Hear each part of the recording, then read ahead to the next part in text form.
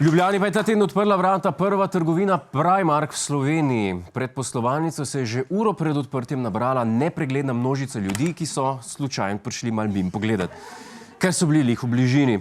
Poglejmo. Nakupovalna evforija je dosegla vrhunec, a trgovina se je na gnečo dobro pripravila. Tudi promet v trgovskem središču City Park je usmerjalo kar 20 varnostnikov.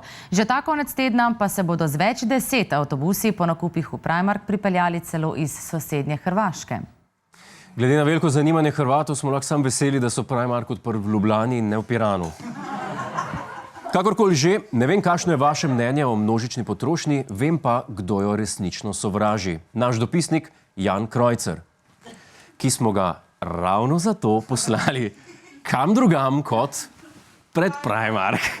Gospod Krojcer, povejte mi, kako to, da ljudje v takšnem številu hodijo v trgovine z oblačili? Zelo smešno, gospod Godler. Hočete vedeti, zakaj ljudje množično rinejo v trgovine? Zato, ker so ovce. A to je to? To ste pa redko besedni. A ste prepričani, da nimate nobene druge razlage? Ok, dobili ste me. Imam še eno razlago.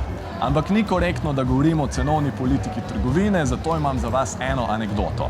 Lansko leto je v Belfastu na Severnem Irskem poslovalnica Primarka zgorela do tal. Skupaj z njo pa tudi vsa oblačila.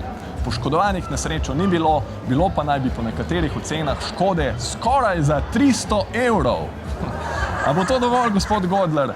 Kaj? A da bo? Ok, hvala. Najboljše javljanje do zdaj. Toliko. Hvala gospodu Krojcerju za to entuzijastično poročilo. To je naš YouTube kanal. Klikni na ta gumb in se naroči, da boš na tekočem. Polajkaj nas tudi na Facebooku in na Twitterju. Pa po pameti!